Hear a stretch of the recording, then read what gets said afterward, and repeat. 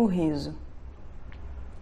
Ensaio sobre a significação do cômico, por Henri Bergson, ou Henri Bergson, segunda edição, Zahar Editores.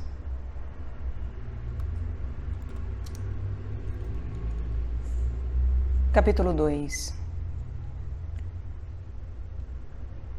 Comicidade de situações e comicidade de palavras. Primeiro,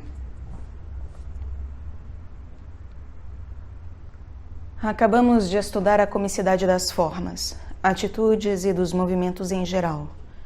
Devemos procurá-la agora nas ações e situações.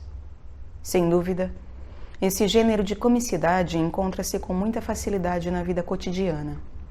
Contudo, não é nela, talvez, que ele melhor se presta à análise. Se é certo que o teatro é uma ampliação e simplificação da vida, a comédia poderá nos dar, sobre essa questão particular do nosso tema, mais instrução que a vida real. Talvez até mesmo devêssemos levar mais longe a simplificação, voltando às nossas lembranças mais antigas e procurando, nos folguedos que divertiam a criança, o primeiro esboço das combinações que fazem o adulto rir.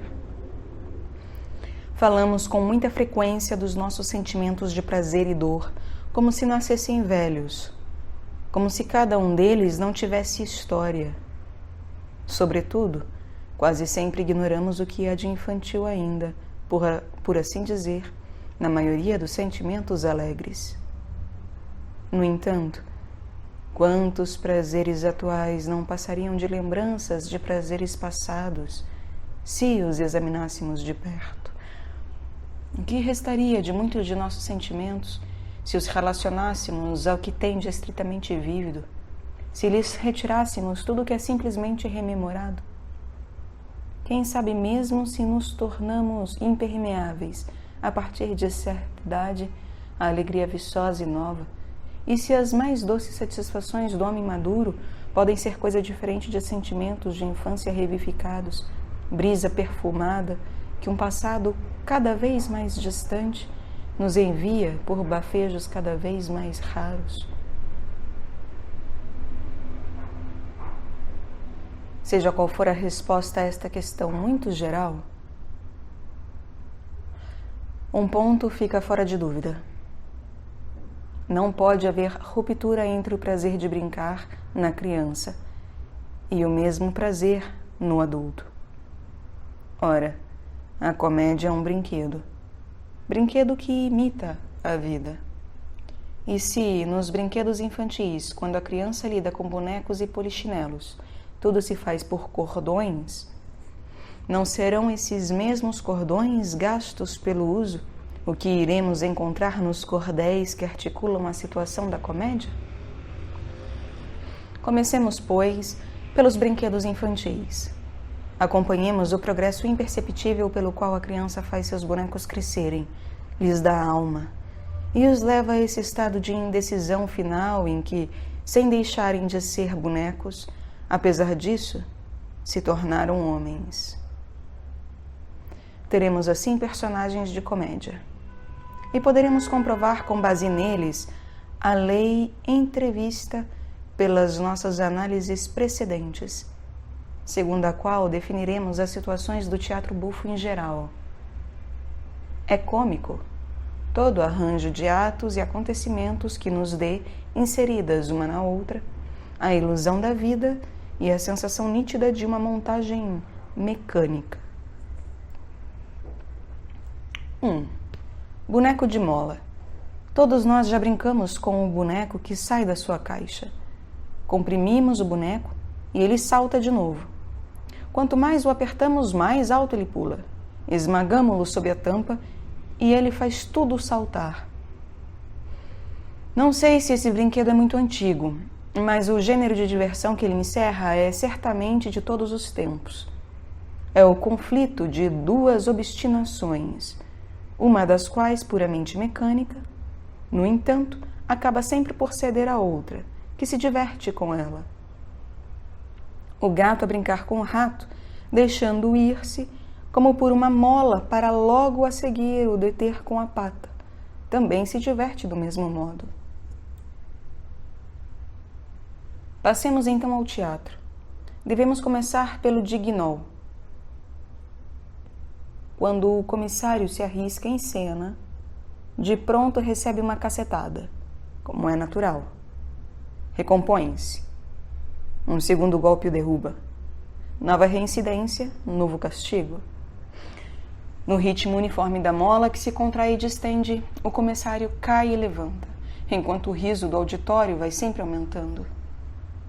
Imaginemos agora uma espécie de mola moral.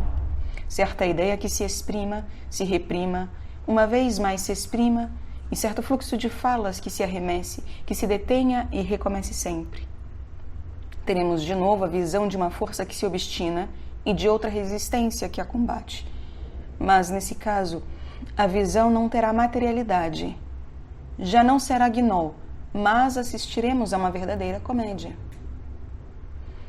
Muitas cenas cômicas reduzem-se de fato a esse tipo simples. É o caso de Matrimônio Forçado, de Sganarelle e Pancrace, onde toda a comicidade advém de um conflito entre a ideia de Sganarelle, que quer forçar o filósofo a ouvi-lo, e a obstinação do filósofo, verdadeira máquina de falar que funciona automaticamente. À medida que a cena progride, a imagem do boneco de mola se desenha melhor, a tal ponto que, por fim, os próprios personagens lhe adotam um movimento, Sganarelle comprimindo repetidamente Pancrace em seu bastidor. E cada vez Pancrace volta à cena para continuar falando.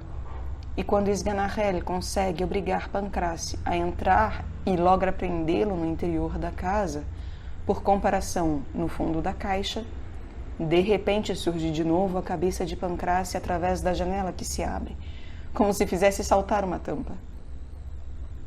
Cena semelhante ocorre em Doente Imaginário. Pela boca de Purgon, a medicina ofendida derrama sobre Argan e começa de todas as doenças, e a ameaça de todas as doenças. E cada vez que Argan se levanta de sua poltrona, como para fechar a boca de Purgon, vemos este eclipsar-se por um momento, como se alguém o enfiasse nos bastidores. E depois, como se acionado por uma mola, volta à cena com nova maldição. Uma mesma exclamação incessantemente repetida. Senhor Purgon! Senhor Purgon! Assinala os momentos dessa comédia pequena. Examinemos mais de perto ainda a imagem da mola que se distende, se estende e se retém. Extraímos o essencial dela. Obteremos um dos processos usuais da comédia clássica, a repetição. De onde vem a comicidade da repetição de certa expressão no teatro? Em vão se há de procurar uma teoria da comicidade que responda de maneira satisfatória a essa questão simplíssima. E a questão fica de fato insolúvel, desde que se queira achar a explicação de um traço divertido nesse mesmo traço, quando isolado daquilo que ele nos sugere. Em lugar nenhum se revela melhor a insuficiência do método corrente. Mas a verdade é que, se deixarmos de lado alguns casos especialíssimos sobre os quais falaremos mais adiante, a repetição de uma expressão não é risível por si mesma. Ela só nos causa riso porque simboliza certo jogo especial de elementos morais, por sua vez, símbolo de um jogo inteiramente material. É o caso do gato que se diverte com o rato, ou da criança que enfia e comprime o boneco no fundo da caixa. Porém, requintado, espiritualizado, transportado à esfera dos sentimentos e das ideias. Renunciemos à lei que define, a nosso ver, os principais efeitos cômicos da repetição da expressão no teatro. Numa repetição cômica de expressões, há, em geral, dois termos em confronto. Um sentimento comprimido que se distende como uma mola e uma ideia que se diverte em comprimir de novo o sentimento. Quando Dorine narra a Orgon a doença de sua mulher, e este interrompe-a sem parar para indagar da saúde de Tartuffe, a questão "e Tartuffe?", que ocorre sempre, nos dá a nítida sensação de uma mola que dispara. E Dorine se diverte a comprimir essa mola ao reiniciar sempre o relato da doença de Elmira. E quando Escapim vem anunciar ao velho Geronte que seu filho foi levado prisioneiro na famosa galera e que é preciso resgatá-lo depressa, joga com a avareza de Geronte, do mesmo modo como Dorine com a cegueira de Orgon. Mal comprimida a avareza, volta a soltar-se automaticamente. E foi esse automatismo que Molière quis assinalar pela repetição maquinal de uma expressão em que se exprime o pesar do dinheiro que será preciso gastar. Que diabo foi ele fazer nessa galera? A mesma observação vale para a cena em que Valérie mostra a Harpagon que ele estaria errado em casar sua filha com um homem a quem ela não ama. Sem dote, interrompe sempre a avareza de Harpagon. E entrevemos, por atrás dessa expressão que se repete automaticamente, um mecanismo de repetição montado pela ideia fixa. Sem dúvida, por vezes esse mecanismo é mais difícil de se perceber. A essa altura, topamos com uma nova dificuldade da teoria da comicidade. Casos há em que todo o interesse de certa cena está num personagem único que se desdobra, quando seu interlocutor desempenha o papel de simples prisma, por assim dizer, através do qual se dá o desdobramento.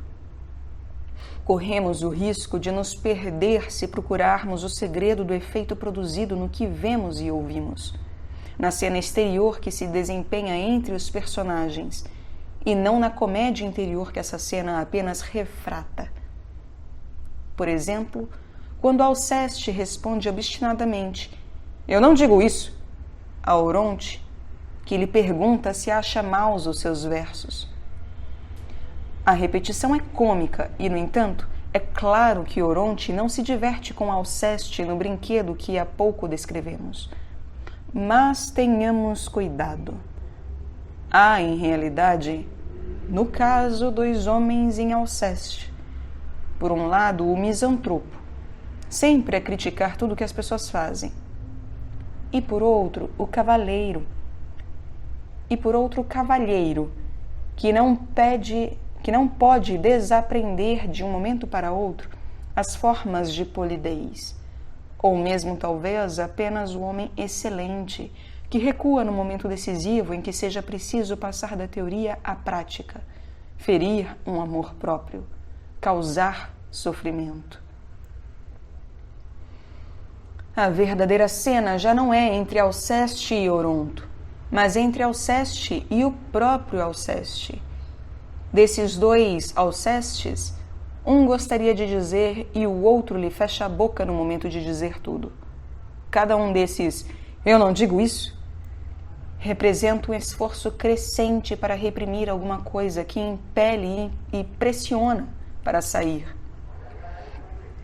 O tom desses "eu não digo isso" torna-se, pois, cada vez mais brusco, e Alceste fica sempre mais aborrecido, não contra o Oronte, como o crê, mas contra si mesmo. E é desse modo que a tensão da mola vai se renovando sempre, sempre se reforçando até a distensão final. O mecanismo da repetição ainda é, pois, o mesmo. Não é necessariamente cômico que uma pessoa se decida a jamais dizer o que pensa e deva voltar as costas a todo o gênero humano. É a vida, é da vida e da melhor. É também da vida que outra pessoa, por bondade de caráter, egoísmo ou desdém, prefira dizer às pessoas o que as lisonjeie. Nada há nisso que nos faça rir. reunamos essas duas pessoas numa única, fazendo com que o nosso personagem hesite entre uma fraqueza que fere e uma polidez que ilude. Ainda assim, essa luta dos dois sentimentos contrários não será cômica, mas parecerá séria se os dois sentimentos chegarem a se organizar por seu próprio contraste, a progredir conjuntamente, a criar um estado misto de espírito. Enfim, adotando o modus vivendi que nos dê pura e simplesmente a impressão complexa da vida. Mas suponhamos agora, numa pessoa bem viva, esses dois sentimentos irredutíveis e rígidos. Façamos com que a pessoa oscile de um ao outro. E façamos, sobretudo, com que essa oscilação se torne claramente mecânica, adotando a forma conhecida de um dispositivo usual, simples, infantil. Teremos, então, a imagem que achamos até agora nos objetos risíveis. Teremos o mecânico no vivo. Teremos a comicidade. Detivemo-nos bastante nessa primeira imagem, a do boneco de mola, para dar a compreender como a fantasia cômica converteu aos poucos um mecanismo material em mecanismo moral. Passamos a examinar mais um ou dois brinquedos, porém nos limitando agora a indicações sumárias. 2. O fantoche a cordões. Inúmeras são as cenas de comédia nas quais um personagem crê falar e agir livremente, conservando, pois, o essencial da vida, ao passo que, encarado de certo aspecto, surge como simples brinquedo nas mãos do outro que com ele se diverte. Do fantoche que a criança maneja com um cordão, a geronte e argante manipulados por escapim. O intervalo é fácil de se transpor. Ouçamos o próprio escapim. Já descobrimos toda a máquina. E ainda, e o céu que os conduz aos meus cordões, etc. Por um instinto natural e porque se prefere, pelo menos em imaginação, enganar-se a ser enganado, é do lado dos trapaceiros que se põe o espectador. Alia-se a eles e, daí por diante, como a criança que tomou emprestada a boneca da companheira, faz por sua vez o fantoche ir e vir à cena, manejando com as próprias mãos os cordões. Esta última condição, todavia, não é indispensável. Podemos também permanecer por fora do que se passa, desde que conservemos a sensação bem nítida de um arranjo mecânico.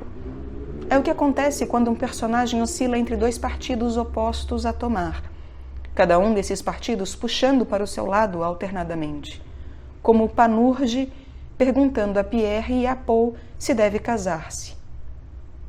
Observemos que o autor cômico tem o cuidado, então, de personificar as duas partes contrárias. A falta de espectador, é preciso, pelo menos, haver atores para manejar os cordões. Tudo o que há de sério na vida advém de nossa liberdade. Os sentimentos por nós nutridos, as paixões inacabadas, as ações deliberadas, contidas, executadas, enfim, o que vem de nós e o que é bem nosso é o que dá à vida, no seu aspecto às vezes dramático e, em geral, grave. Como transformar tudo isso em comédia? Para isso seria preciso imaginar a liberdade aparente como um brinquedo a cordões e que sejamos neste mundo, como diz o poeta, pobres marionetes, cujos cordões estão nas mãos da necessidade. Não há, portanto, cena real, séria e até mesmo dramática que a fantasia não possa levar à comicidade pela evocação dessa simples imagem. Não há brinquedo a que um campo mais vasto esteja aberto. 3. A bola de neve. À medida que progredimos neste estudo dos processos de comédia, compreendemos melhor o papel desempenhado pelas reminiscências da infância. Essas lembranças referem-se talvez menos a tal ou qual brinquedo em especial do que ao dispositivo mecânico do qual esse brinquedo é uma aplicação. O mesmo dispositivo geral pode, de resto, encontrar-se em brinquedos muito diferentes, como a mesma área de ópera e em muitas fantasias musicais. O que importa aqui, o que o espírito retém, o que passa por matizes imperceptíveis dos brinquedos da criança até os do adulto, é o esquema da combinação, ou, se preferirmos, a fórmula abstrata da qual esses brinquedos são aplicações particulares. É o caso, por exemplo, da bola de neve que rola e que aumenta de volume ao rolar. Poderíamos também pensar os soldadinhos de chumbo enfileirados uns atrás dos outros. Se empurrarmos o primeiro, ele cai sobre o segundo, o qual derruba o terceiro, e a situação vai se agravando até que todos caiam. Ou então um castelo de cartas cuidadosamente armado. A primeira que se coloca hesita em cair. Abalada, a segunda se decide mais depressa. E o trabalho de destruição, acelerando-se uma a outra, corre vertiginosamente a catástrofe final. Todos esses objetos são muito diferentes, mas é lícito dizer que nos sugerem a mesma visão abstrata e de um efeito que se propaga acrescentando-se a si mesmo, de modo que a causa, insignificante na origem, chega, por um processo inevitável, a certo resultado tão importante quanto inesperado. Abramos agora um livro de figuras para crianças. Veremos esse dispositivo encaminhar-se já para a forma de uma cena cômica. Tomo ao caso uma edição ilustrada de contos infantis. Um visitante entra apressadamente numa sala. Esbarra numa senhora que derruba uma xícara de chá num senhor idoso, o qual escorrega contra a janela e cai na rua em cima de um guarda, em cima da polícia, etc. Encontramos o mesmo dispositivo em muitas imagens para pessoas adultas. Nas histórias sem palavras, desenhadas por cartunistas, há quase sempre um objeto que se desloca e pessoas que são solidárias com ele. Então, de cena em cena, a mudança de posição do objeto leva mecanicamente a mudanças de situação cada vez mais graves entre as pessoas. Passemos agora à comédia. Quantas e quantas cenas burlescas e até mesmo comédias se reduzem a esse tipo simples. Releia-se a fala de Chicanot em Os Pleiteantes. São processos que se engrenam em processos. E o mecanismo funciona cada vez mais rápido. Racine nos dá esse sentimento de aceleração crescente, jogando cada vez mais os termos do processo uns contra os outros, até que a demanda levada aos tribunais por uma insignificância custe ao queixoso uma considerável fortuna. Reencontramos o mesmo dispositivo em certas cenas de Dom Quixote, por exemplo, naquela da estalagem, na qual um singular encadeamento de circunstâncias leva o muleteiro a agredir Sancho, que agride Maritorne, sobre a qual cai o estalajadeiro, etc. Chegamos afinal ao teatro bufo contemporâneo. Será preciso lembrar todas as formas sob as quais essa mesma combinação se apresenta? Uma delas é usada com bastante frequência. Consiste em fazer com que certo objeto material, uma carta, por exemplo, seja de importância capital para certos personagens e que seja necessário encontrá-la a qualquer preço. Esse objeto, que escapa sempre quando se acredita tê-lo em mão, rola através da peça, reunindo de passagens incidentes cada vez mais graves, cada vez mais inesperados. Tudo isso parece mais do que se acredita à primeira vista, um brinquedo de criança. É sempre o efeito da bola de neve.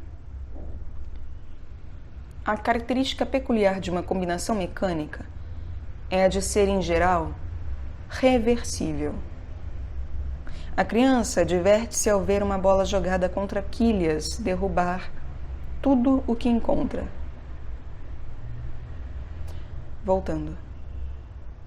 A criança diverte-se ao ver uma bola jogada contra quilhas derrubar tudo o que encontra, aumentando a devastação.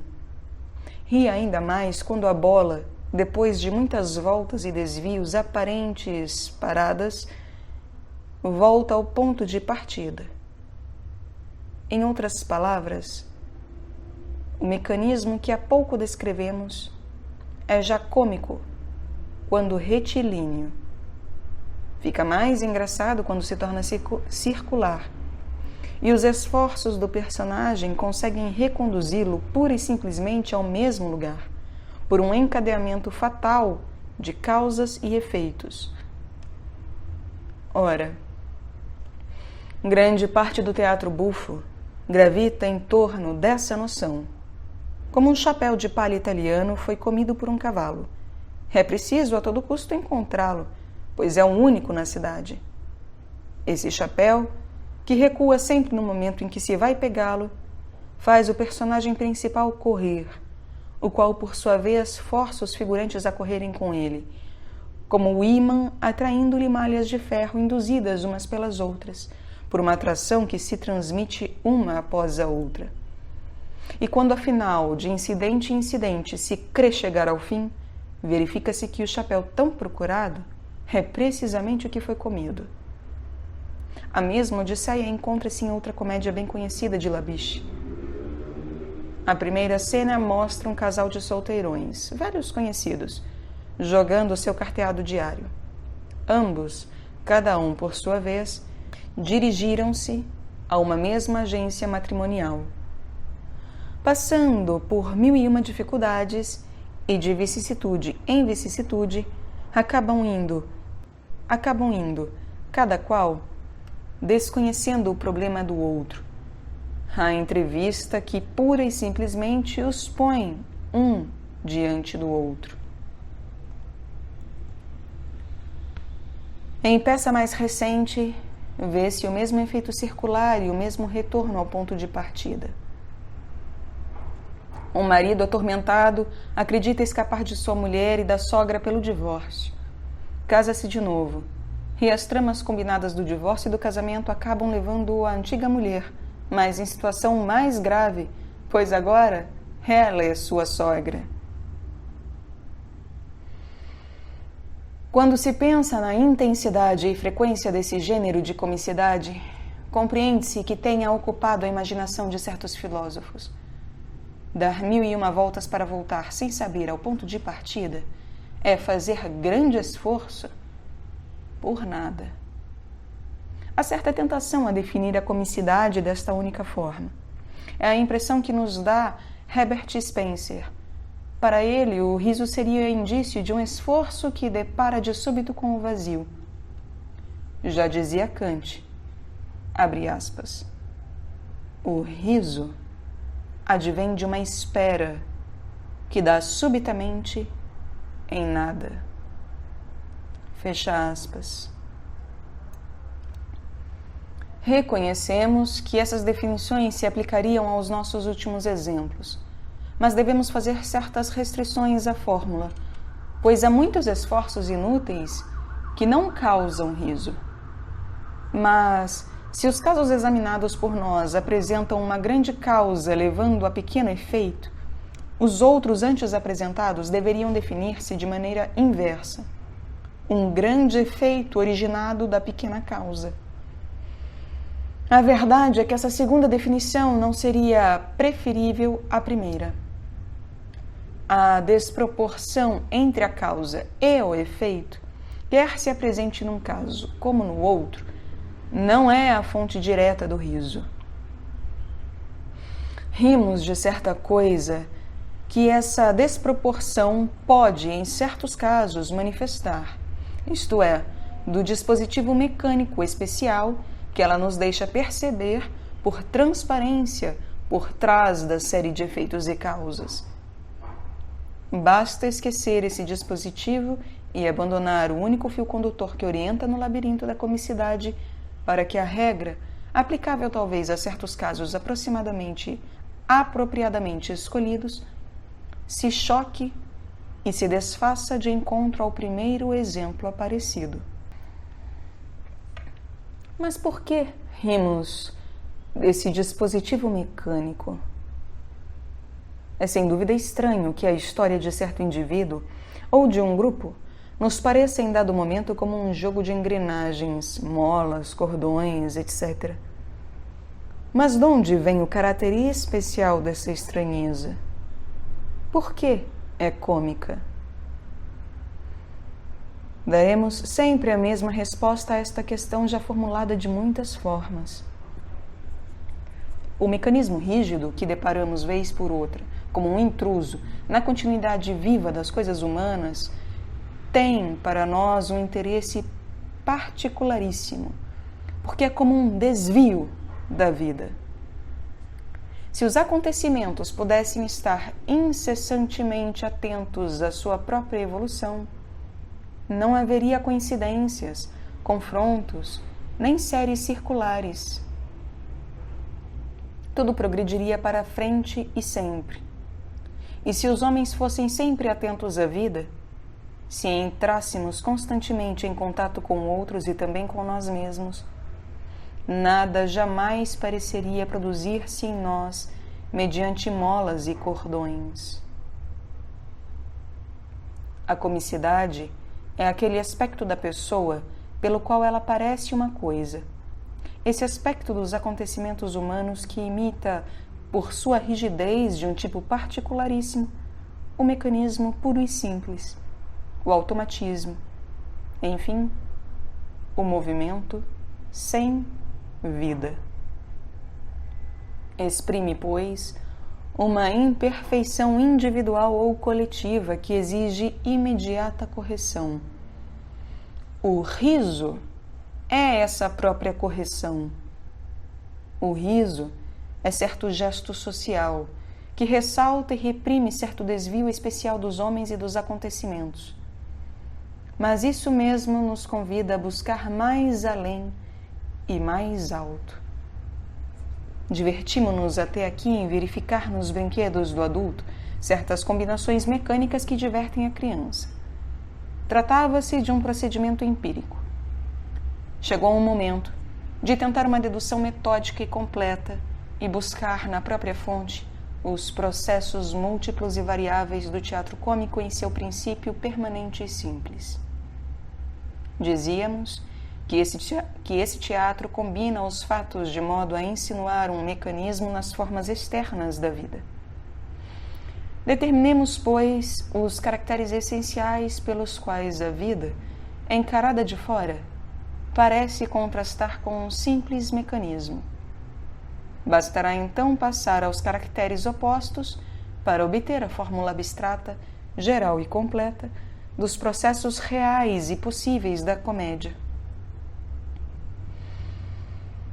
A vida se nos apresenta como certa evolução no tempo e como certa complicação no espaço.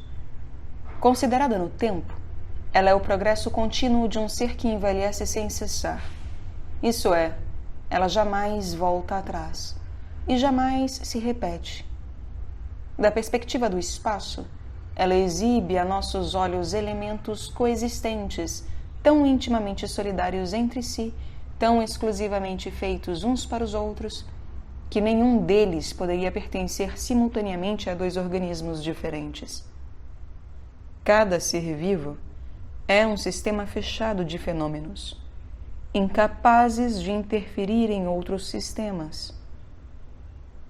Os caracteres exteriores, reais ou aparentes, que distinguem o vivo do simples mecânico, são a mudança contínua de aspecto, a irreversibilidade dos fenômenos e a individualidade perfeita de uma série encerrada em si mesma. Tomemos o avesso disso. teremos 3 processos que chamaremos de repetição, inversão e interferência de séries. Facilmente se percebe que se trata dos processos de teatro bufo e que não poderia haver outros. Encontramo-los primeiro, misturados em doses variáveis, nas cenas que há pouco examinamos, e com mais forte razão nos brinquedos infantis cujos processos o teatro bufo imita ao reproduzir-lhes o mecanismo. Logo a seguir faremos essa análise. Antes, será de maior utilidade estudar esses processos em estado puro, tomando exemplos novos. Nada será mais fácil, pois é quase sempre um estado puro que os encontraremos na comédia clássica, assim como no teatro contemporâneo. Primeiro, repetição. Já não se trata, como antes vimos, de uma palavra ou expressão repetidas por certo personagem, mas de uma situação, isto é, uma combinação de circunstâncias que se repete exatamente em várias ocasiões, contrastando vivamente com o curso cambiante da vida. Já a experiência nos apresenta esse gênero de comicidade, mas apenas em estado rudimentar. Assim, é que certo dia encontro na rua um amigo que há muito não via. A situação nada tem de cômica, mas se no mesmo dia o encontro de novo, e ainda uma terceira ou quarta vez, acabamos por rir ambos da coincidência. Imagine-se agora uma série de acontecimentos que dê uma ilusão suficiente da vida. E suponha-se no meio dessa série que evolui, uma mesma cena a se reproduzir, seja entre os mesmos personagens, seja entre personagens diferentes. Teremos ainda uma coincidência, porém mais extraordinária. São as repetições que se nos apresentam no teatro. Elas serão tanto mais cômicas quanto a cena repetida for mais complexa, e na medida em que é representada de modo mais natural. 2 condições que parecem se excluírem, e que a habilidade do autor teatral deverá conciliar. O teatro bufo contemporâneo emprega todas as formas possíveis desse processo. Uma das mais conhecidas consiste em fazer certo grupo de personagens andar, de ato em ato, nos mais diversos ambientes, de modo a fazer renascer em circunstâncias sempre novas uma mesma série de acontecimentos ou de vicissitudes que se correspondem simetricamente. Várias peças de Molière nos oferecem uma mesma composição de fatos que se repete de um extremo ao outro da comédia. Assim é que, em Escola das Mulheres, simplesmente resume e reproduz certo efeito em 3 tempos. No primeiro tempo, Horácio conta a Arnulf o que imaginou para enganar o tutor de Agnes, que vem a ser o próprio Arnulf. No segundo tempo, Arnulf acredita haver aparado o golpe. No terceiro tempo, Agnes converte as precauções de Arnulf em proveito de Horácio. Verifica-se a mesma periodicidade regular em Escola dos Maridos, em O Estouvado e, sobretudo, em Jorge Dandan, donde encontramos o mesmo efeito em 3 tempos. No primeiro, Jorge percebe que a mulher o trai. No segundo, chama os cunhados em seu socorro. No terceiro, o próprio Jorge apresenta escusas. Às vezes, é entre grupos de personagens diferentes que a mesma cena se reproduz. É frequente, então, que o primeiro grupo seja formado de patrões e o segundo de domésticos. Estes virão a repetir em outra tonalidade, transposta em estilo menos pobre, uma cena já representada pelos patrões. Parte da peça Despeito Amoroso é construída nesse plano, assim como Anfitrião. Numa divertida comediazinha de Benedicts, a teimosia, a ordem é invertida. São os patrões que reproduzem uma cena de teimosia, cujo exemplo é dado pelos domésticos. Mas, sejam quais forem os personagens sobre os quais se representem situações simétricas, uma diferença profunda parece subsistir entre a comédia clássica e o teatro contemporâneo. O objetivo é sempre introduzir nos acontecimentos certa ordem matemática, conservando ao mesmo tempo o aspecto de verossimilhança, isto é, da vida. Mas os meios empregados diferem. Na maior parte do teatro bufo, trabalha-se diretamente o espírito do espectador. De fato, por mais extraordinária que seja a coincidência, ela só será aceita pela sua peculiaridade, e só a aceitaremos se formos preparados aos poucos para recebê-la. Assim procedem frequentemente os autores contemporâneos. Pelo contrário, no teatro de Molière, são os temperamentos dos personagens e não os do público que fazem a repetição parecer natural. Cada um desses personagens representa certa força aplicada em certa direção. E é pelo fato de que essas forças, de direção constante, se arranjam inevitavelmente entre si do mesmo modo, que a mesma situação se reproduz. A comédia de situação, assim entendida, reduz-se, pois, à comédia de tipos. Parece ser chamada clássica, se podemos entender como arte clássica, a que não pretende obter do efeito mais do que introduziu na causa. Segundo, inversão. Esse processo tem muita analogia com o primeiro, razão pela qual vamos nos limitar a defini-lo sem entrar nas aplicações. Imaginemos certos personagens em dada situação. Obteremos uma cena cômica fazendo com que a situação volte para trás e com que os papéis se invertam. É desse gênero a dupla cena de salvamento em A Viagem do Sr. Perrichon. Mas não é necessário que as duas cenas simétricas sejam representadas diante de nós. Basta que se nos mostrem uma, desde que haja certeza de que pensamos na outra. Assim é que nos rimos do acusado que dá lição de moral ao juiz, da criança que pretende ensinar aos pais, enfim, do que acabamos de classificar como mundo às avessas. Teremos quase sempre diante de nós uma personagem que prepara a trama na qual ele mesmo acabará por enredar-se. A história do perseguidor vítima de sua perseguição, do velhaco trapaceado, e constitui o fundo de inúmeras comédias. Observamos essa técnica já na farsa antiga. O advogado Patelin aconselha a seu cliente um estratagema para enganar o juiz. O cliente usará o próprio estratagema para não pagar o advogado. Certa mulher rabugenta exige que o marido faça trabalhos domésticos. Faz uma lista minuciosa deles num papelzinho. Quando ela cai numa barrica, o marido recusa-se a tirá-la de lá, porque não está escrito no papelzinho.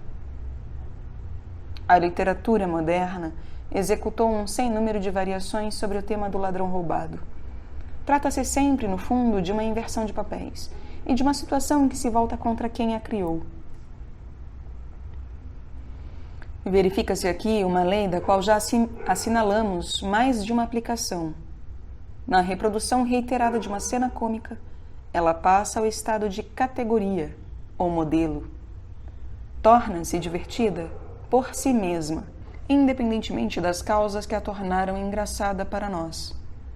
Por isso, novas cenas que nada têm em si de engraçadas podem vir a ter graça se parecerem com aquela sob algum aspecto. Elas evocarão mais ou menos confusamente em nosso espírito uma imagem que sabemos engraçada. virão classificar-se num gênero em que figura um tipo cômico oficialmente reconhecido. A cena do ladrão roubado é dessa espécie. Ela irradia uma multidão de outras cenas a comicidade que encerra. Acaba por tornar cômica toda desventura que tenha atraído por sua falta, seja qual for a falta e seja qual for a desventura, bastando uma alusão a essa desventura, uma palavra que a lembre. Tu roubaste, Jorge Dandan. É uma expressão que nada teria de engraçado sem as ressonâncias cômicas que a estendem. Terceiro. Contudo, já falamos o bastante da repetição e da inversão. Chegamos à interferência das séries. Trata-se de um efeito cômico cuja fórmula é difícil de extrair por causa da extraordinária variedade das formas sob as quais se apresenta o teatro. Talvez pudéssemos defini-la. Uma situação será sempre cômica quando pertencer ao mesmo tempo a duas séries de fatos absolutamente independentes e que possa ser interpretada simultaneamente em dois sentidos inteiramente diversos. Vem à mente logo o quiprocó. Realmente, o quiprocó é uma situação que apresenta ao mesmo tempo dois sentidos diferentes. Um simplesmente possível, o que os atores lhe atribuem, e o outro real, o que o público lhe dá. Percebemos o sentido real da situação porque se teve o cuidado de nos mostrar todas as suas facetas. Mas cada ator só conhece uma delas. Daí o equívoco, daí o julgamento falso que fazem sobre o que se faz em torno deles, como também sobre o que eles mesmos fazem. Vamos desse juízo falso ao juízo verdadeiro. Oscilamos entre o sentido possível e o sentido real. E é essa hesitação do nosso espírito entre duas interpretações opostas que aparece primeiro na graça que o quiprocó nos proporciona. Compreende-se que certos filósofos tenham ficado sobretudo impressionados com essa hesitação e que alguns tenham visto a própria essência da comicidade num choque e numa superposição de dois juízos que se contradizem. Mas a definição deles está longe de ajustar-se a todos os casos. E, no próprio caso em que se ajusta, não define o princípio da comicidade, mas apenas uma das suas consequências mais ou menos remotas. É fácil de ver, com efeito, que o quiprocó teatral não passa de caso particular de um fenômeno mais geral, a saber, a interferência de séries independentes, e que, de resto, o quiprocó não é risível por si mesmo, mas apenas como signo de uma interferência de séries. De fato, no quiprocó, cada um dos personagens está inserido numa série de acontecimentos que lhe dizem respeito, de que ele tem a representação exata e sobre as quais pauta as suas palavras e ações. Cada uma das séries referentes a cada personagem transcorre de maneira independente, mas defrontam-se em certo momento em condições tais que os atos e palavras constantes de uma delas possam também convir a outra. Daí o equívoco dos personagens, daí o erro. Mas esse equívoco não é cômico por si mesmo, só o é porque manifesta a coincidência de duas séries independentes. A prova disso é que o autor deve constantemente aplicar-se a chamar nossa atenção para esse duplo fato, a independência e a coincidência. Ele consegue isso naturalmente ao renovar sem cessar a falsa ameaça de uma dissociação entre as duas séries que coincidem. A cada instante, tudo entrará em confusão e tudo se ajeita. Isso é o que nos faz rir, muito mais que o vai e vem do nosso espírito entre duas afirmações contraditórias. E nos desperta o riso porque torna manifesto a nossos olhos a interferência de duas séries independentes verdadeira fonte de efeito cômico. Por isso, o quiprocó só pode ser um caso particular. É um dos meios, o mais artificial talvez, de tornar perceptível a interferência das séries. Mas não é o único. Em vez de duas séries contemporâneas, também se poderia tomar uma série de acontecimentos antigos e outra atual. Se as duas séries chegam a interferir em nossa imaginação, não haverá mais quiprocó. E, no entanto, o mesmo efeito cômico continuará a se produzir. Pensemos no cativeiro de Bonivarde, no castelo de Chillon, como uma primeira série de fatos. Agora imaginemos Tartarin viajando pela Suíça, preso e mantido na prisão como uma segunda série, independente da primeira. Agora, prendamos Tartarin à própria corrente de Bonivarde e façamos com que as duas histórias pareçam por um momento coincidir. Teremos com isso uma cena divertidíssima, uma das mais engraçadas que a imaginação de Daudet engendrou. Poderíamos decompor desse modo muitos incidentes do gênero heróico cômico. A transposição, em geral cômica, do antigo em moderno inspira-se na mesma ideia. Labiche valeu-se desse processo de todas as formas possíveis. Ora, ele começa por substituir as séries independentes e se diverte em seguida em fazê-las interferir entre si. Tomará um grupo fechado, um casamento, por exemplo, e o fará cair em ambientes totalmente estranhos, onde certas coincidências lhe permitirão intercalar-se momentaneamente. Ora, conservará através da peça um único e mesmo sistema de personagens, mas fará com que alguns desses personagens tenham algo a dissimular, sejam obrigados a se entender entre si, desempenhando assim uma comediazinha no contexto da grande. A cada instante, uma das duas comédias prejudica a outra, e em seguida as coisas se arrumam e a coincidência das duas séries se restabelece. Ou então, é uma série de acontecimentos inteiramente ideal que se intercalará na série real. Por exemplo, um passado que se queira ocultar, e que sem cessar aparece no presente, e que se chega sempre a conciliar com situações que aparentemente devia perturbar. Mas encontraremos sempre as duas séries independentes, e sempre a coincidência parcial. Não aprofundaremos essa análise dos processos do teatro burlesco. Observamos que o objeto é sempre o mesmo, quer haja interferência de séries, inversão ou repetição. Obter o que havíamos chamado de mecanização da vida. Tomaremos um sistema de ações e relações e o repetiremos exatamente, ou então o inverteremos, transportaremos em bloco em outro sistema com o qual coincida em parte. Operações que consistem todas em tratar a vida como um mecanismo de repetição, com efeitos reversíveis e peças intercambiáveis.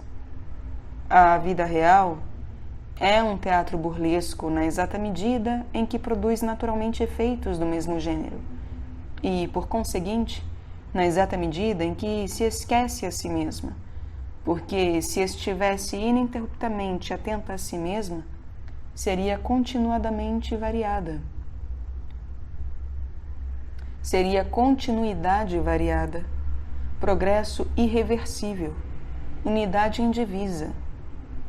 E por isso a comicidade dos acontecimentos pode definir-se como um desvio das coisas, assim como a comicidade de um tipo individual se deve sempre a certo desvio fundamental da pessoa, como já demos a perceber e mostraremos em pormenor mais adiante. Mas esse desvio dos acontecimentos é excepcional. Seus efeitos são leves. E não há como corrigi-lo, de modo que de nada serve rir com ele. E por isso não ocorre a ideia de exagerá-lo, de o erigir como sistema, de criar uma arte para ele, se o riso não fosse um prazer, e se a humanidade não aproveitasse a mínima ocasião para produzi-lo. Assim se explica o teatro burlesco, que é para a vida real o que o fantoche articulado é para o homem que anda. Um exagero artificialíssimo de certa rigidez natural das coisas. O cordão que o liga à vida real é muito frágil. Não passa de um brinquedo subordinado, como todos os brinquedos, a certa convenção previamente aceita. A comédia de tipos, por sua vez, finca raízes profundas na vida. Dela, sobretudo, é que nos ocuparemos na última parte deste estudo.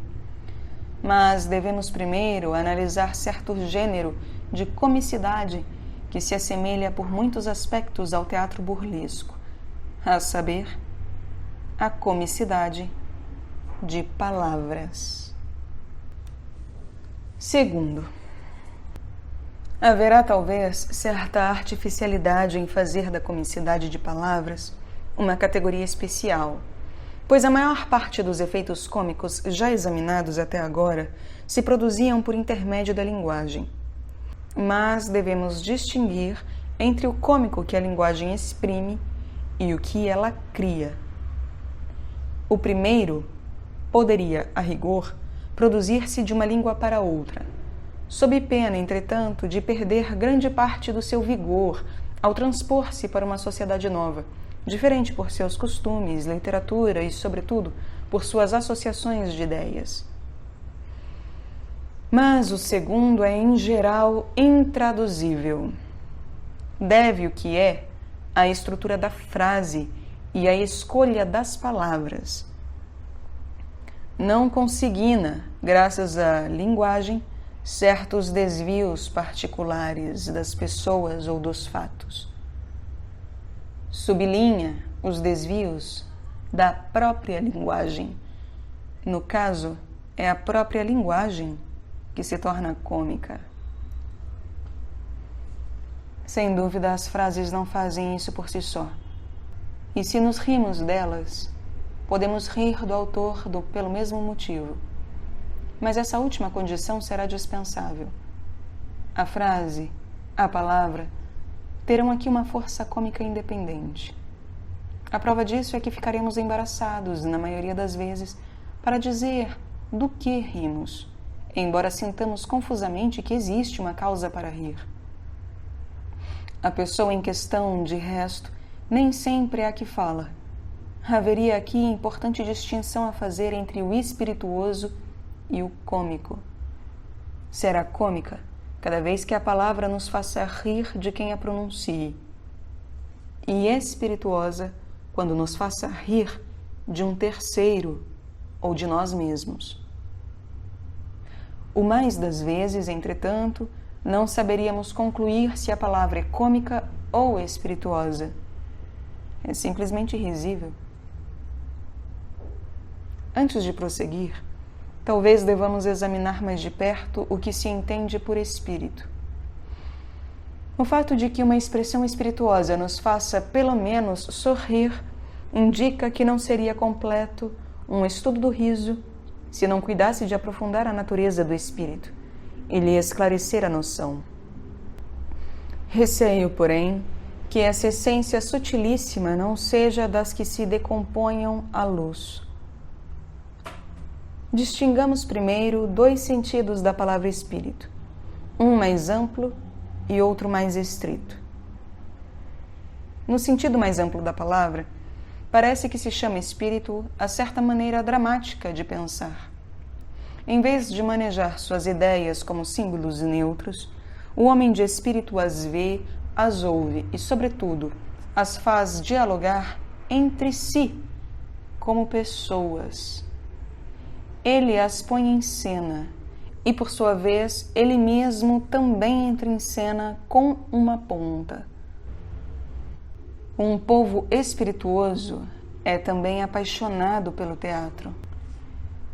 No homem de espírito há qualquer coisa de poeta, assim como no bom leitor há os indícios de um comediante. Faço essa comparação de propósito, porque estabeleceremos sem dificuldade uma proporção entre os 4 termos. Para ler bem, basta possuir a parte intelectual da arte do comediante. Mas para desempenhar bem um papel, é preciso ser comediante de corpo e alma. Assim, pois, a criação poética exige certo esquecimento de si, que não é por onde peca em geral o homem de espírito. Este transparece mais ou menos por trás do que ele diz e do que faz.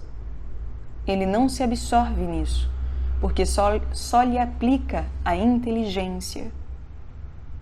Portanto, qualquer poeta poderá revelar-se homem de espírito quando quiser. Nada precisará adquirir para isso. Pelo contrário, terá de perder alguma coisa. Basta-lhe deixar suas ideias conversar entre si por nada, só por prazer. Basta desatar o duplo vínculo que mantém suas ideias em contato com os seus sentimentos e sua alma em contato com a vida.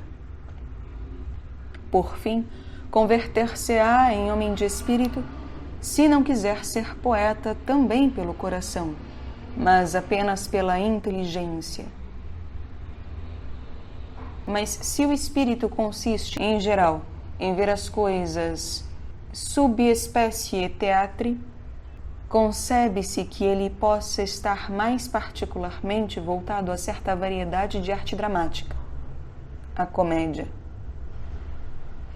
Daí o sentido mais estrito da palavra, único, aliás, que nos interessa do ponto de vista da teoria do riso. Chamaremos então de espírito certa disposição a esboçar de passagem cenas de comédia, mas esboçá-las tão discretamente, tão leve e rapidamente, que tudo já esteja acabado quando começarmos a nos aperceber dela. Quem são os atores dessas cenas? De quem se ocupa o homem de espírito? Ocupa-se primeiro de seus próprios interlocutores, quando a palavra é uma réplica direta a um deles. Muitas vezes, há certa pessoa ausente, que eles supõem que lhe tenha falado e a quem responde.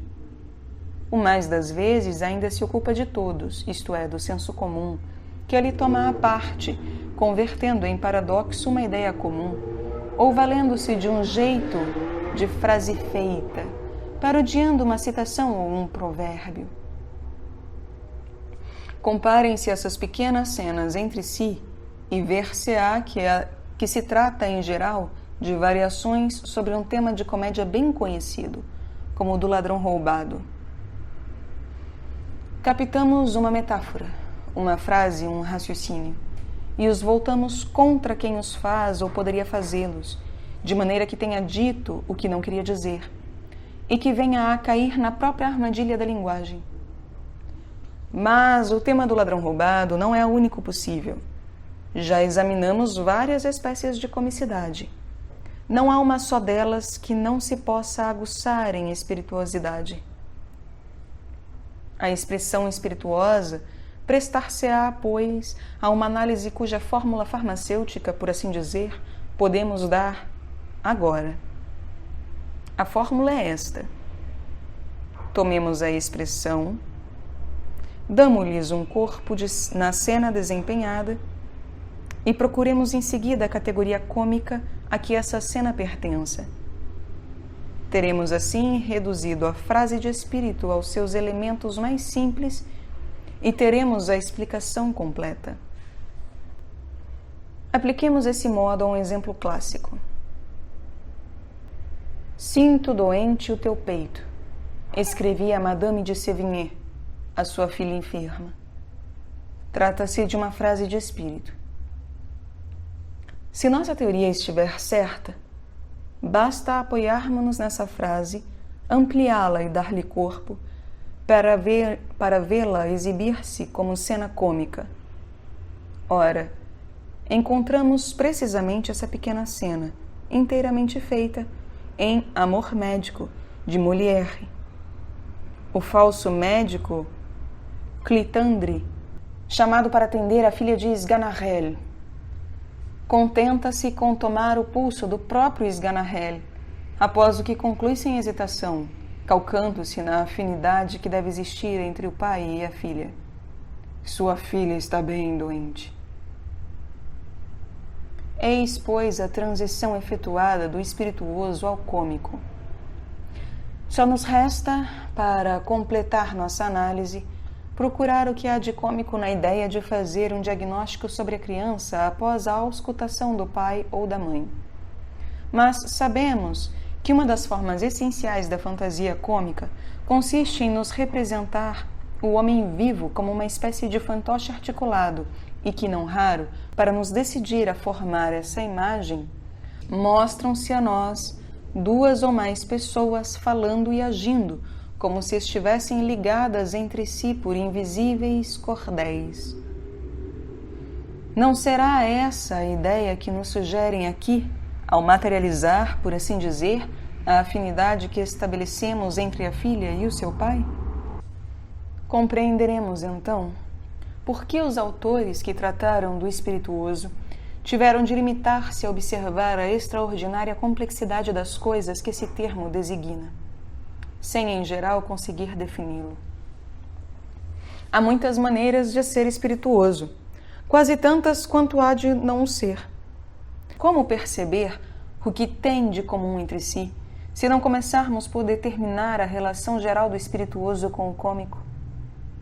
Contudo, uma vez estabelecida essa relação, tudo o mais se esclarece. Entre o cômico e o espirituoso, descobriremos então a mesma relação que entre uma cena feita e a fugidia insinuação de uma cena a ser feita. Tantas sejam as formas assumidas pela comicidade, outras tantas o espirituoso terá de variedades correspondentes.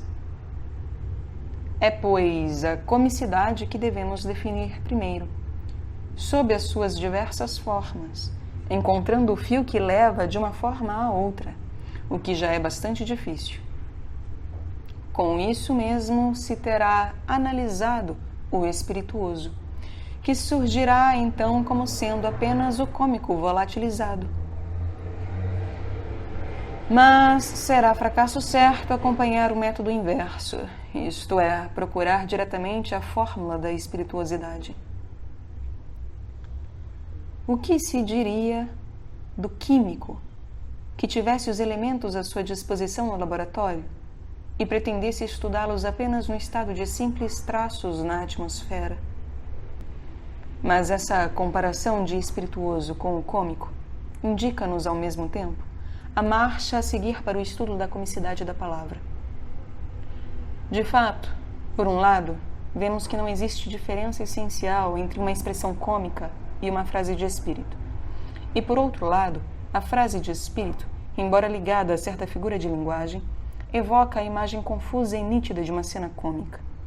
Isso equivale a dizer que a comicidade da linguagem deve corresponder, ponto por ponto, à comicidade das ações e das situações, e que ela não passa da projeção delas no plano das palavras, se podemos nos exprimir assim. Voltemos, pois, à comicidade das ações e situações. Consideremos os principais processos pelos quais a obtemos. Apliquemos esses processos à escolha das palavras e à construção das frases. Teremos, assim, as formas diversas da comicidade de palavras e as variedades possíveis do espirituoso. 1. Deixar-se ir, por um efeito de rigidez ou de velocidade adquirida, a dizer o que não se quer dizer ou fazer o que não se quer, é, como sabemos, uma das grandes fontes da comicidade. E por isso o desvio é essencialmente risível. Por isso também se ri do que pode haver de rígido, de já feito, de mecânico, no gesto, nas atitudes e mesmo nos traços da fisionomia. Existirá também esse tipo de rigidez na linguagem? Sim, sem dúvida. dado que há fórmulas feitas e frases estereotipadas. Um personagem que se aproxima sempre nesse estilo seria invariavelmente cômico. Mas, para que uma frase isolada seja cômica por si mesma, destacada de quem a pronuncie, não basta que seja uma frase feita. Será preciso ainda que traga em si um signo no qual reconheçamos, sem hesitação possível, que foi pronunciada automaticamente. E isso só pode acontecer quando a frase encerrar um absurdo manifesto, um erro grosseiro ou, sobretudo, uma contradição em termos. Daí podermos inferir esta regra geral. Obteremos uma expressão cômica ao inserir uma ideia absurda num modelo consagrado de frase. Este sabre é o dia mais belo da minha vida, diz o Sr. Prudhomme. Traduza-se essa frase em inglês ou alemão e ela se tornará simplesmente absurda, de cômica que era em francês. É que o dia mais belo de minha vida é um desses fins de frases já feitos a que nosso ouvido está habituado. Basta então, para torná-la cômica, ressaltar o automatismo de quem a pronuncia. Obtém-se isso inserindo um absurdo. O absurdo não é, no caso, a fonte de comicidade. Não passa de meio muito simples e muito eficaz de nolo revelar. Citemos apenas uma frase de Prudhomme, mas a maioria das expressões a ele atribuídas calca-se no mesmo modelo. Prudhomme é um homem de frases feitas. E como há frases feitas em todas as línguas,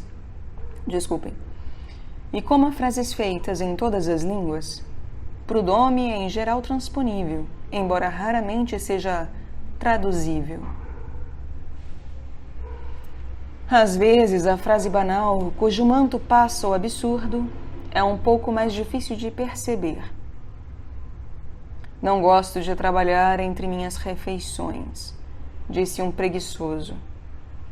A frase não seria engraçada se não houvesse esse salutar preceito de higiene. Não se deve comer entre as refeições. Outras vezes o efeito também se complica. Em vez de um só molde de expressão banal, ocorrem 2 ou 3 que se encaixam entre si. É o caso, por exemplo, dessa expressão de um personagem de Labiche. Só Deus tem o direito de matar o seu semelhante. O autor parece tirar vantagem de 2 proposições que não são familiares. Deus é que dispõe da vida dos homens e é crime para o homem matar seu semelhante. Mas as 2 proposições são combinadas de modo a enganar nosso ouvido e a nos dar a impressão de uma dessas frases repetidas e aceitas maquinalmente. Daí a sonolência da nossa atenção que de repente o absurdo desperta. Bastarão esses exemplos para dar a compreender como uma das formas mais importantes da comicidade se projeta e simplifica no nível da linguagem. Passemos a uma forma menos geral. 2. Rimos sempre que nossa atenção é desviada ao aspecto físico de uma pessoa, quando esteja em causa o moral. Formulamos essa lei na primeira parte desse trabalho. Apliquemo-la à linguagem. Poderíamos dizer que, em maioria, as palavras apresentam um sentido físico e um sentido moral, conforme as tomemos no sentido próprio ou no figurado.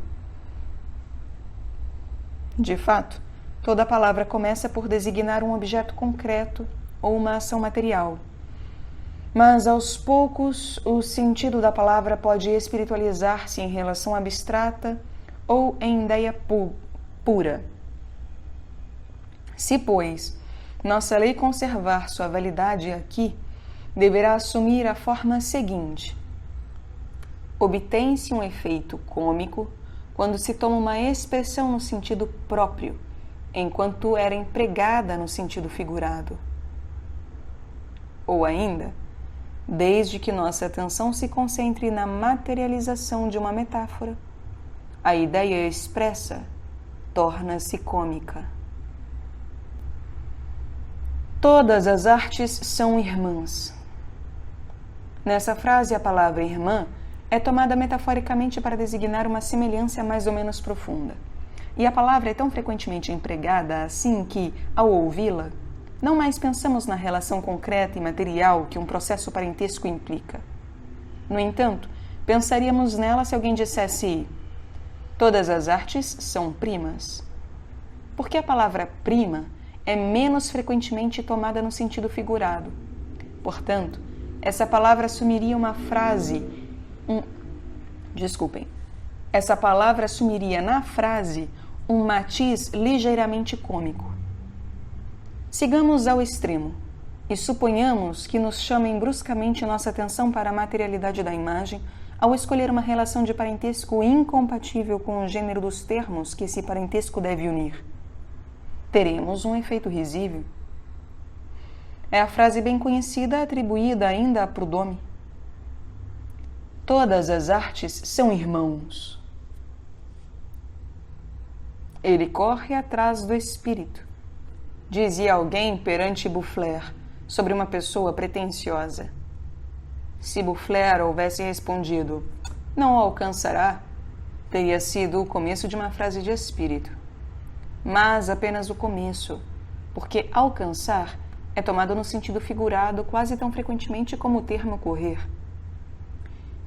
E não nos obriga com suficiente vigor a materializar a imagem de dois corredores indo um atrás do outro.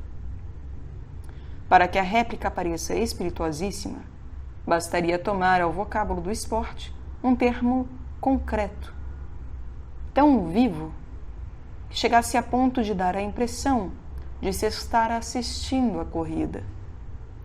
É o que faz Boufflers. Aposto no espírito. Dizíamos que o espirituoso consiste muitas vezes em prolongar a ideia de um interlocutor até o ponto em que se exprime o contrário do seu pensamento e no qual venha a cair, por assim dizer, na armadilha do seu discurso. Acrescentemos agora que essa armadilha é também quase sempre uma metáfora ou uma comparação cuja materialidade jogamos contra ele. É conhecido o seguinte diálogo entre a mãe e o filho em Le Fou Bonsomme. Meu amigo, a bolsa é um jogo perigoso. Ganha-se num dia e perde-se no seguinte. Pois bem, só jogarei de 2 em 2 dias. E na mesma peça, a edificante conversa de 2 financistas. Será honesto o que estamos fazendo?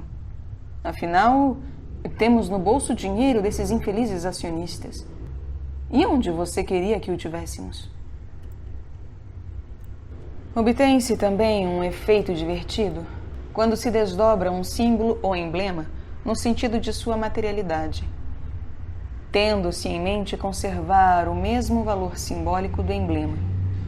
Numa divertidíssima peça burlesca, mostram-se um funcionário de Mônaco cujo uniforme está coberto de medalhas, embora só lhe tenham dado uma condecoração. É que joguei minha medalha num número de roleta, e como deu o número, tive direito a 36 vezes a minha aposta. Não será um raciocínio análogo ao em Os Atrevidos? Refere-se a certa noiva de 40 anos que leva flores de laranjeiras na grinalda do casamento. Ela bem que merecia laranjas. Mas não acabaríamos nunca se tomássemos cada uma das leis enunciadas e procurássemos a comprovação no que chamamos de nível de linguagem. Será preferível atermos-nos às 3 proposições gerais do nosso último capítulo. Mostramos ali que certas séries de acontecimentos podiam tornar-se cômicas ou por repetição, ou por inversão, ou por interferência. Veremos agora que o mesmo se dá com as séries de palavras. É cômico, dizíamos, tomar séries de acontecimentos e repeti-las em novo tom ou em novo ambiente, ou invertê-las conservando-lhes ainda um sentido, ou misturá-las de modo que suas significações respectivas interfiram entre si. É cômico porque significa obter da vida que ela se deixe tratar de modo mecânico. Mas o pensamento, por sua vez, é coisa que vive. E a língua, que traduz o pensamento, deveria ser também tão viva quanto ele. Pressente-se, pois, que uma frase se tornará cômica se ainda tiver sentido mesmo invertida, ou se exprimir indiretamente dois sistemas de ideias totalmente independentes, ou, enfim, se a obtivemos transpondo a ideia a uma tonalidade que não é sua. Essas são, de fato, as 3 leis fundamentais de que poderíamos chamar a transformação cômica das proposições, como mostraremos com base em alguns exemplos.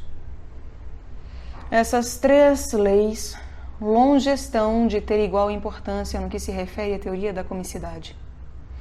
A inversão é o processo menos interessante, mas deve ser de aplicação fácil, pois verifica-se que os profissionais de espírito, ao ouvirem uma frase, procuram ainda assim obter sentido invertendo-a, por exemplo, ao colocar o sujeito no lugar do complemento ou vice-versa. Não é raro que se apele para esse meio para refutar uma ideia em termos mais ou menos engraçados. Numa comédia de Labiche, certo personagem grita ao locatário em cima que lhe suja a varanda: "Por que você joga lixo na minha área?" Ao que o locatário responde: "Por que você põe sua área debaixo do meu lixo?" Mas não vale a pena insistir nesse gênero de frases. Os exemplos são numerosíssimos. A interferência de 2 sistemas de ideias na mesma frase é fonte inesgotável de efeitos engraçados. Há muitos meios de obter a interferência, isto é, de dar à mesma frase 2 significações independentes e que se superpõem. O menos apreciável desses meios é o trocadilho. No trocadilho, é de fato a mesma frase que parece apresentar 2 sentidos independentes, mas apenas aparentemente. Há, em realidade, 2 frases diferentes, compostas de palavras diferentes, que se pretende confundir entre si, obtendo vantagem de produzirem o mesmo som ao ouvido. Do trocadilho, passa-se por gradações imperceptíveis ao verdadeiro jogo de palavras. No caso deste, os 2 sistemas de ideias se superpõem realmente numa única e mesma frase e se lida com as mesmas palavras. Tira-se proveito apenas da diversidade de sentidos que uma palavra pode assumir, em sua passagem do sentido próprio ao figurado. Assim é que quase sempre só encontraremos uma matiz de diferença entre, de um lado, o jogo de palavras e, de outro, a metáfora poética ou a comparação que esclarece. Enquanto a comparação que instrui e a imagem que impressiona nos parecem manifestar o acordo íntimo da linguagem com a natureza, encaradas como 2 formas paralelas da vida, o jogo de palavras nos faz pensar, sobretudo, num desleixo da linguagem, que esqueceria por um momento a sua verdadeira missão, pretendendo por si ditar normas às coisas, em vez de sujeitar-se às normas delas. O jogo de palavras traz, portanto, um desvio momentâneo da linguagem, e por isso, de resto, é que se torna engraçado. Inversão e interferência, em suma, não passam de jogos espirituosos expressos em jogos de palavras. Mais profunda é a comicidade da transposição. A transposição é, de fato, para a linguagem corrente, o que a repetição é para a comédia. Dizíamos há pouco que a repetição é o processo predileto da comédia clássica. Consiste em arrumar os acontecimentos de modo que uma cena se reproduza, ou entre os mesmos personagens em novas circunstâncias, ou entre personagens novos em circunstâncias idênticas. Por isso se faz os criados repetirem em linguagem menos nobre uma cena já desempenhada pelos patrões. Suponhamos agora ideias expressas no estilo que lhes convém e encaixadas assim no seu ambiente natural. Se imaginamos um dispositivo que lhes permite serem transpostas a um novo ambiente e conservando as relações que mantêm entre si, ou, em outras palavras, se as levamos a se exprimir em estilo inteiramente diferente e transpostas em tonalidade diferente, será então a linguagem que estará produzindo a comédia. Ela é que será cômica. Nem mesmo será preciso, aliás, nos apresentar efetivamente as duas expressões da mesma ideia. A expressão transposta é a natural. Conhecemos de fato a expressão natural, pois é a que descobrimos por instinto. É, pois, quanto a outra e quanto a ela somente, que se fará o empenho da criação cômica. Sendo-nos apresentada a segunda, complementamos por nós mesmos a primeira, donde esta regra geral será: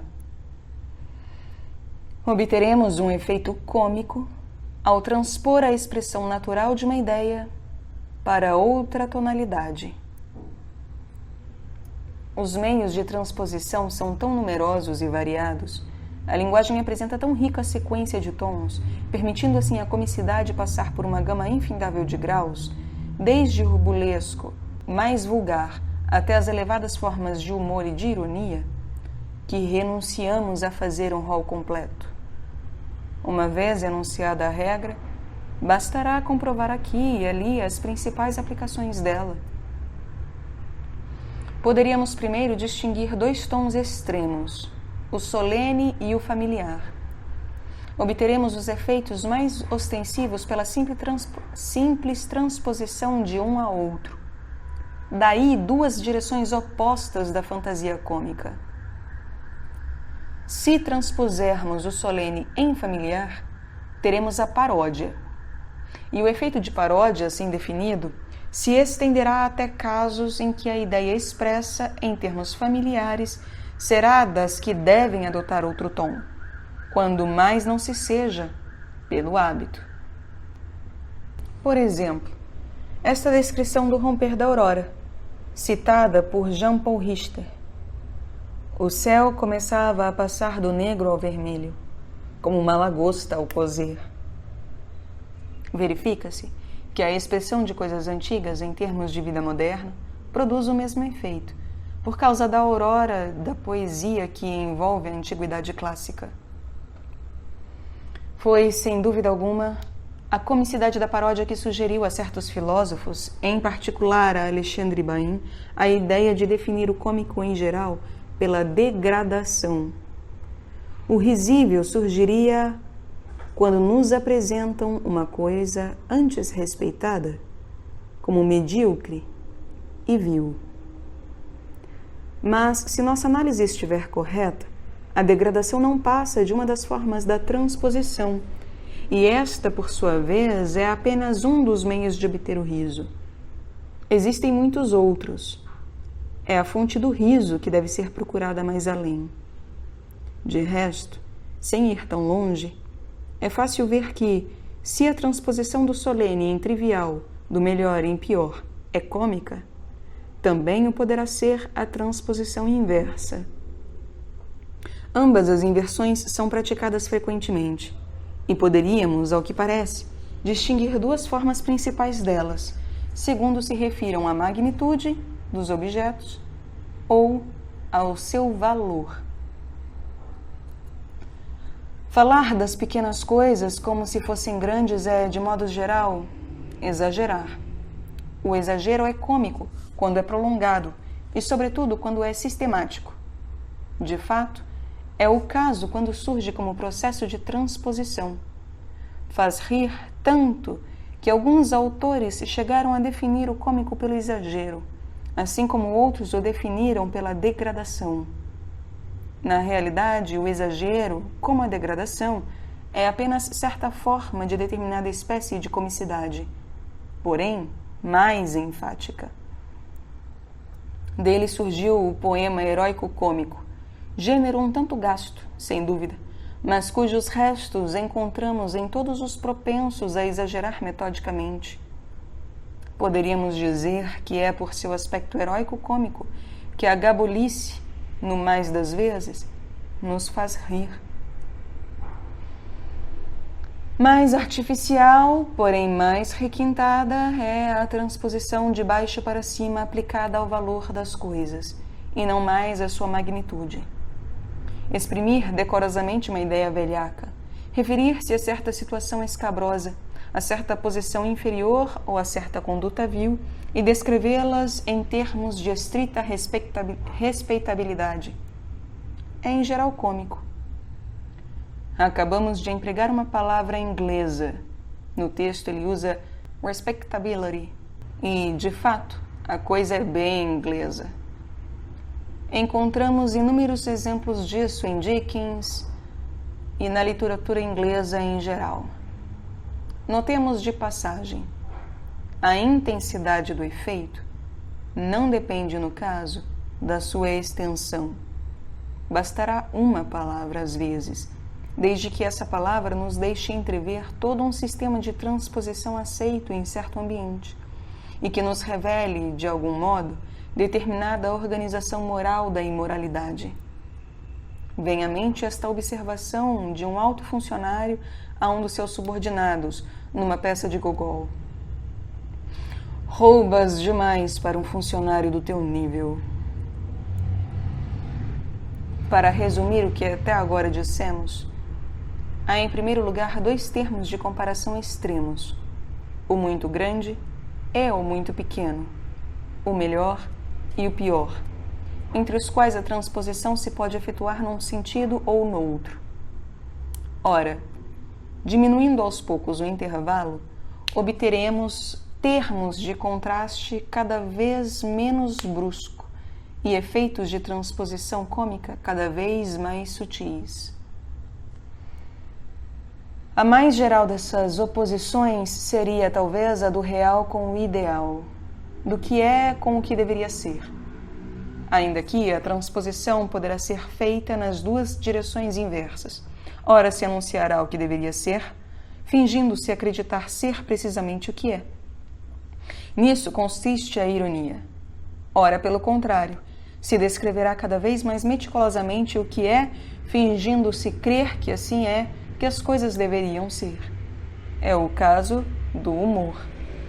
O humor, assim definido, é o inverso da ironia. Ambos são formas de sátira, mas a ironia é de natureza retórica, ao passo que o humor tem algo de mais científico. Acentua-se a ironia, deixando-se arrastar cada vez mais alto pela ideia do bem que deveria ser. Por isso, a ironia pode aquecer-se interiormente até se tornar, de algum modo, eloquência sob pressão. Acentua-se o humor, pelo contrário, descendo-se cada vez mais baixo no interior do mal que é, para lhe notar as particularidades com mais fria indiferença.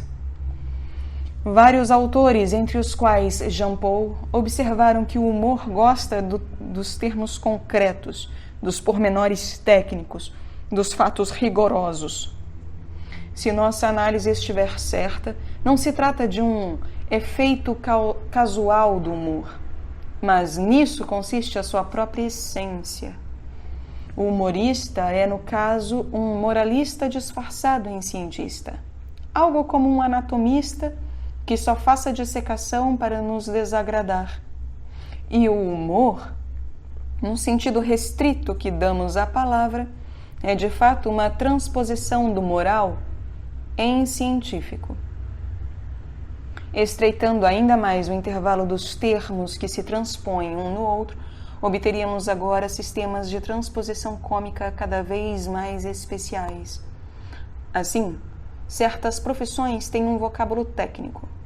Quantos efeitos risíveis não se produziram transpondo para essa linguagem profissional as ideias da vida cotidiana? também cômica, é a extensão da língua dos negócios às relações humanas, como a seguinte frase de um personagem de Labiche, aludindo a certa carta convite recebida. Vossa amável carta de 3 do mês pp. Transpondo assim para a fórmula comercial, vossa honrada carta de 3 do corrente. Esse gênero de comicidade pode, aliás, atingir uma profundidade especial quando não denotar apenas um hábito profissional, mas um vício de caráter. Tenham-se-lhe em mente as cenas de Fubonson e a da família Benoiton, nas quais o casamento é tratado como um negócio comercial e as questões de sentimento se exprimem em termos estritamente comerciais. Mas chegamos aqui ao ponto no qual as particularidades da linguagem apenas traduzem particularidades de caráter, e devemos deixar para o próximo capítulo o estudo mais aprofundado delas. Como era de esperar, e como se pode ver nos capítulos precedentes, a comicidade de palavras segue de perto a comicidade de situação e vem se perder, como por sua vez este último gênero de comicidade, na comicidade de caráter. A linguagem só consegue efeitos risíveis porque é obra humana, modelada o mais exatamente possível nas formas do espírito humano. Sentimos nela algo que palpita de nossa vida, e se essa vida da linguagem fosse completa e perfeita, se nada houvesse nela de rígido, se a linguagem fosse, afinal, um organismo inteiramente unificado, incapaz de escindir-se em organismos independentes, escaparia ao cômico. Como dele escaparia também uma alma de vida harmoniosamente assentada, unida, como as águas tranquilas de um lago. Mas assim como não há tanque que não deixe flutuar folhas mortas na sua superfície, não existe alma humana em que não se formem hábitos que a enrijeçam contra si mesma, enrijecendo-a contra as demais. Também não existe língua bastante flexível, bastante viva, bastante presente inteiramente em cada uma de suas partes para eliminar o já feito e para resistir também às operações mecânicas de inversão, transposição, etc., que se queiram executar sobre ela como sobre uma coisa qualquer. O rígido, o já feito, o mecânico, contrariamente ao maleável, ao continuadamente cambiante, ao vivo, o desvio, contrariamente à atenção, enfim, o automatismo constratando com a atividade livre, eis, em suma, o que o riso ressalta e pretende corrigir. Pedimos a essa ideia que esclarecesse na nossa partida, no momento de enveredarmos na análise da comicidade. Vimo-la resplandecente em todas as encruzilhadas decisivas do nosso caminho. Agora, será através dela que empreenderemos uma pesquisa mais importante e, assim esperamos, mais instrutiva. De fato, propomos-nos estudar os caracteres cômicos, ou antes, determinar as condições essenciais da comédia de tipos, mas cuidando de que esse estudo contribua para a compreensão da verdadeira natureza da arte, assim como a relação geral da arte com a vida.